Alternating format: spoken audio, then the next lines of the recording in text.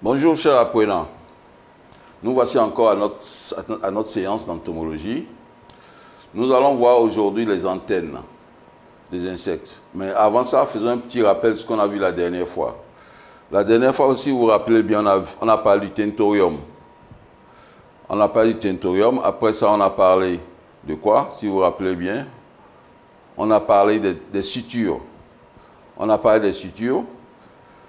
Et on a dit que les sutures sont très importantes dans la consolidation de la charpente de l'insecte.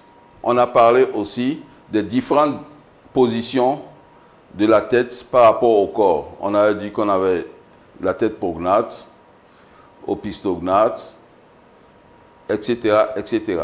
On a parlé aussi des yeux. On a dit qu'il y a 2 yeux composés et 3 yeux simples. Maintenant, on parlera des antennes. Parce que les antennes sont très importantes pour l'insecte. Les antennes, généralement, sont plus courtes chez les mâles que chez les femelles.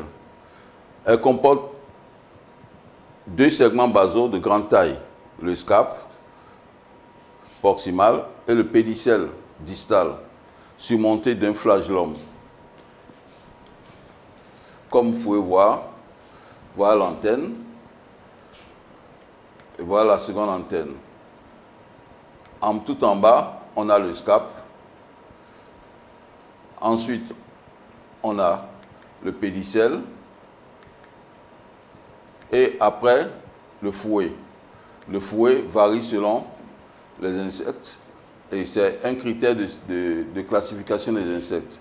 Le fouet comporte des articles qui peuvent varier de 7 à 33, voire plus. Les mouvements du scape ne sont possibles que sur le plan vertical. Le pédicelle qui peut se mouvoir horizontalement porte à son extrémité de nombreuses dépressions de faible dimension, constituant une partie de l'organe de Johnston, qui est un organe sensoriel à fonction tonique. Les antennes sont avant tout les organes sensoriels, tactiles et olfactiles, phasotoniques, et sont situés entre ou au-dessus des yeux. Les antennes ont des formes très variées. On a des antennes filiformes,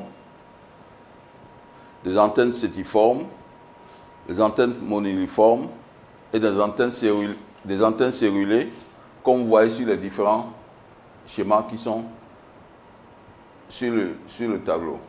Ensuite, nous avons des antennes pectinées, des antennes claviformes, des antennes aristées. Donc vous voyez à la première antenne, une antenne filiforme, ensuite une antenne moniliforme, une antenne cellulée, antenne pectinée, antenne flagellée, etc., etc.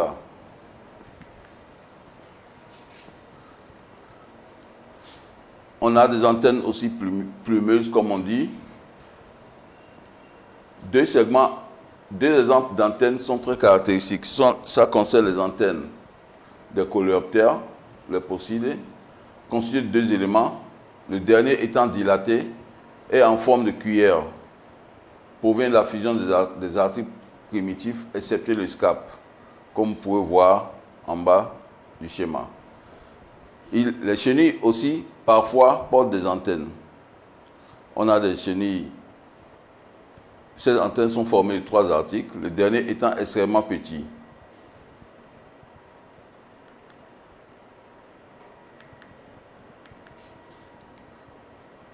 La musculature antennaire comporte d'habitude des muscles extrinsèques et des muscles intrinsèques.